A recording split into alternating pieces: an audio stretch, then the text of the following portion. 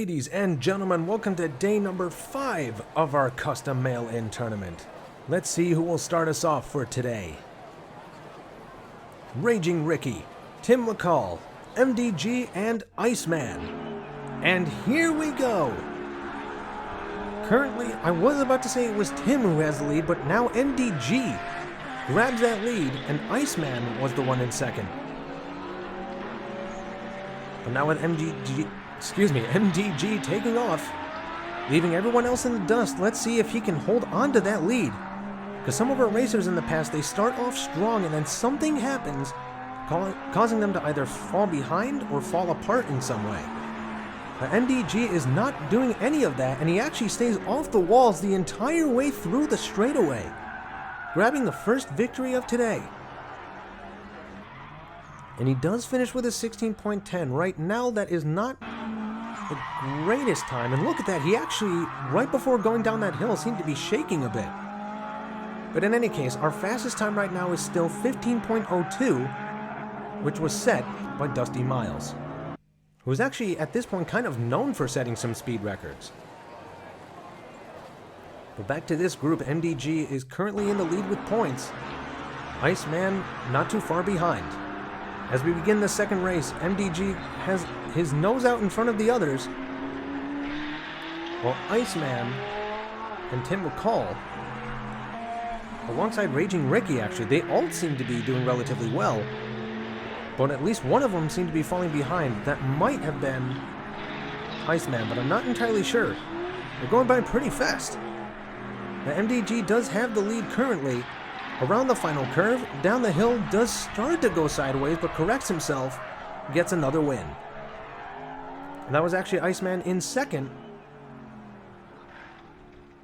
while Raging Ricky, I believe, was the one who finished in fourth.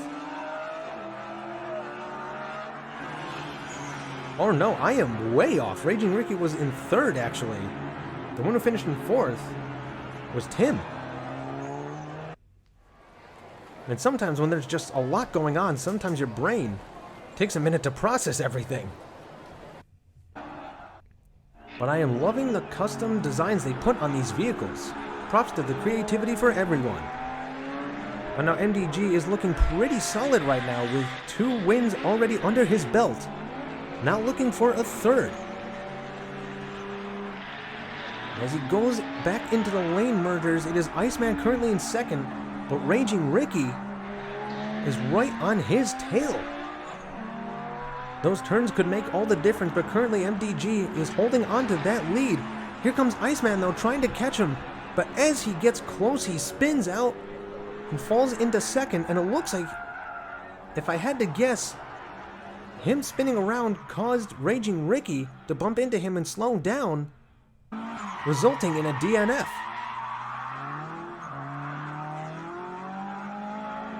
Or maybe, from the looks of things, it looks like they actually both just kind of spun around. But Raging Ricky wasn't so lucky, as he ended up with a DNF, and Tim managed to grab third as a result. But MDG is already progressing to the next stage, and Iceman is in a great position to join him, with 9 points, while the others only have 4 and 5 respectively. So Iceman would basically need to DNF, while one of the other two finish in first for any chance of moving on at all. And even then, that would result in a probable tiebreaker. But for now, MDG is in a familiar spot in first place. Raging Ricky actually did have second at the moment. As they go around the turn, Iceman grabs second place from him.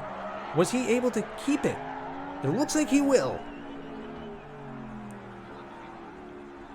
And now, as a result, MDG is our latest racer to get a sweep. We've actually had more and more of that happen. But as of now, we only have one fully undefeated racer at this point, that being Dusty Miles. But for now, let's see who in the second group will move on to today's finals, between EP, the Impossible E, Crankster Sr., and Nick Devers, who has a vehicle that looks a little familiar, because in the past day or so of this tournament, another racer had a car that that looked almost exactly like that. But currently he does have first place, but he's got one of the racers coming up behind him. I believe that is Craigster Sr. And look at that, he's closing the gap. He does have the inside lane, and he takes full advantage, grabs the lead away from Nick Devers, but Nick is coming up behind him, but it wasn't enough. Craigster Sr. grabs the first win of this group. Meanwhile, the other racers are taking their sweet, sweet time. And the Impossible E was the last one to finish. That does make you wonder what cause would lead to somebody falling that far behind. Maybe they got stuck. Maybe they didn't do so well around the turns. We're not entirely sure. But it's already looking pretty good for Craigster, alongside Nick no less. But there's still 3 races to go. Pretty much anything can happen. Earlier on, we had somebody who went from a DNF to finishing in first 3 times in a row. So don't count anybody out just yet. And after that lane split, Nick and Craigster are pretty much dead even. But Craigster gets a slight edge over Nick as they get into that merger, and now they split again. And Craigster Sr. is currently holding on to that lead by a thread or two. And he bumps into the wall just slightly, but stays straight and grabs a second win, finishing with a great time of 15.37. Meanwhile, EP barely coasts across the line, and the Impossible E almost caught up to them as a result. Look, that looks like his back end clipped the side of the track as he started going downhill, causing him to lose so much momentum. And the Impossible E came up close behind him, almost passing him at the last moment. But Craigster Sr. and Nick Devers finish in first and second again, respectively. Let's see if that happens again. Right now, Nick pokes his nose out in front for a moment, but Craigster Sr. sees this and takes the lead back. And they're sharing lanes right now, and they're going back and forth. Now it is Nick who's out in front. And as the lanes merge once more, Nick is holding on to that lead, but here comes Craigster Sr. one more time, trying to get any sort of momentum that'll help him pass Nick. But Nick has the inside lane, and he skids sideways, allowing Craigster Sr. to squeak past him to get another victory. And Nick actually does not finish, unless someone pushes him forward, but the Impossible E did not want that to happen. Nick Devers with a DNF. He started off good, but as he went down the hill, he went sideways, and that caused him to lose so much speed to the point where he just could not cross the finish line.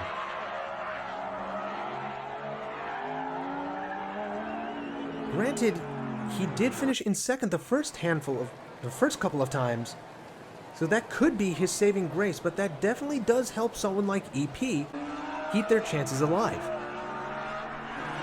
So as long as that happens again, this could be exactly what EP needs. But now we have one race left out of the main group here. And it is currently Craigster Sr. I was about to say Nick Devers, but Craigster Sr. comes around the turn from off camera and takes the lead. But Nick Devers is staying hot on his trail. And they both have an inside lane, I think. But Craigster Sr. managed to keep that lead, preventing Nick Devers from passing him. But with that second place finish, I believe Nick Devers saved himself from a shock exit. Meanwhile, the Impossible E once more coasts across the finish line in fourth. Think about some of these times they've been pulling off. Some of them have been good, some of them not so good. But they've been getting somewhat close to our speed record. Usually just short by about half a second or so. But I believe, yep, it will be... Oh no, wait, we do have a tiebreaker! I stand corrected. I thought Nick Devers was moving on. And while he still has a chance, he will have to fight EP for it. This is the third video in a row that involves a tiebreaker. We almost never see these, but now it's almost becoming commonplace in this tournament. And if you're tuning in for the first time, the way these tiebreakers work is they will have 2 races, and whoever pulls up the fastest time between those 2 races will be the ultimate winner between the 2, and they will move on. And right now, Nick Devers is cruising to a first place finish. And it took EP a little while to get there. That DNF from Nick Devers earlier put a wrench into things, but he is quickly looking to redeem himself, and now, in order for EP to move on, not only will he have to finish in front of Nick Devers, but he'll have to finish faster than 15.83. But Nick Devers is not making it easy. He will have to spin out or something in order for EP to have any shot at this point. But the fact that EP has made it this far and has gone far enough to do a tiebreaker, fighting alongside Nick, is something to behold. That being said, Nick Devers will get that second victory, giving EP no chance to move on. So it will be Nick Devers joining Craigster Sr. in today's finals. But that was a close call. That DNF did scare some people, I'm sure. But Craigster Sr. is our next sweeper for sure. But now our final 4 for today. Iceman, Craigster Sr., MDG, and Nick Devers. Craigster Sr. does have that sweep. He's looking to stay undefeated, and he has the lead already, and a decent sized one no less, when you consider how far they can get at the start of the race. But look at this, as I mentioned this, MDG closes that gap, but Craigster Sr. is picking up the pace once more, going around the turn, and now MDG is fighting with Nick Devers for second place, whereas Craigster Sr. goes down the hill, but he spins around, allowing the others to catch up to him. And I think Craigster Sr. was going to get third until he was pushed forward by Iceman. That at least stops Craigster Sr. from getting an undefeated title. And he was given second. He might have gotten third if it wasn't for Iceman. So let's see how he takes advantage of this situation. By staying relatively even, Iceman slips a little behind the rest of the pack. And as the lanes split, it is currently, I think, Craigster Sr. who had the lead, but here comes Nick Devers. But as they merge together, Nick Devers is actually back in second. Craigster Sr. does have the lead again. He needs to stay straight if he wants to avoid any potential risks like that again, and that's exactly what he does, grabbing the win.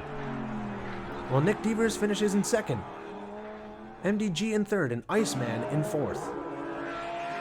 It is entirely possible that Iceman figured, you know what, if I'm not going to be able to move on, I'm going to help somebody else to do so.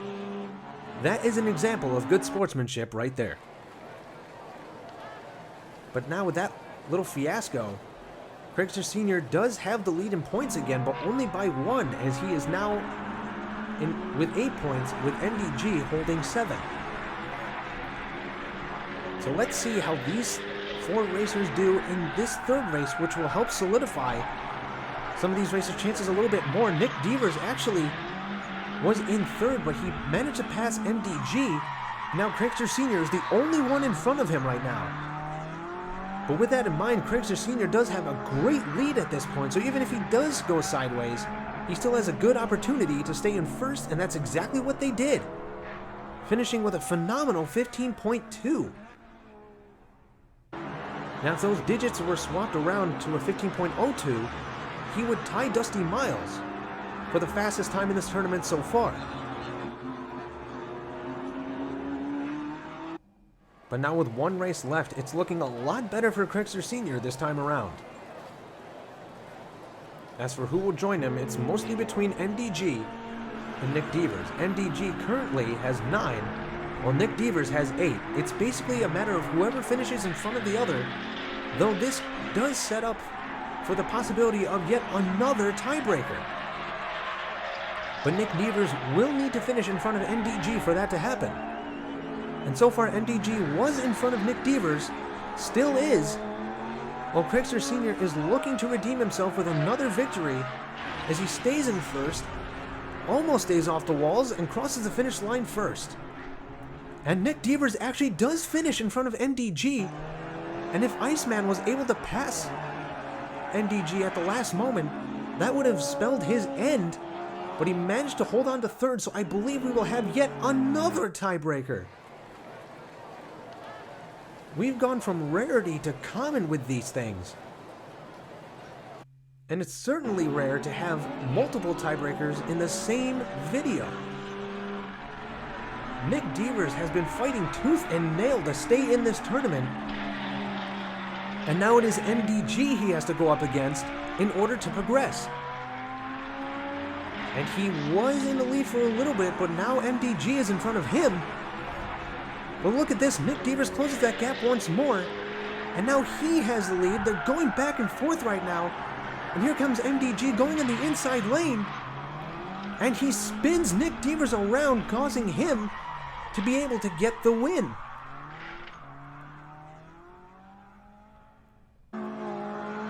That just goes to show how close these races can get and how anything can change even at the last moment.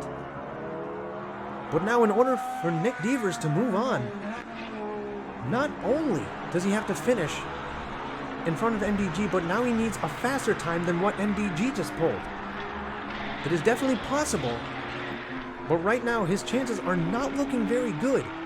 He does grab the lead from MDG, but they have been going back and forth this entire time. And it looks to be the case here as MDG catches right back up with no problem. But Nick Devers does have a current lead and the inside lane. Let's see if he uses that to his advantage. He does for a moment, but then he spins out, causing him to slow down. I'm not sure if that's going to be enough. I can't remember exactly what the time was in the first race. I think it was 16.8 something, so maybe. No, Nick Devers falls just short. But that's about as hard as you can fight without moving on, so props to Nick Devers for fighting as much as he did. Thank you all so much for watching. See you next time.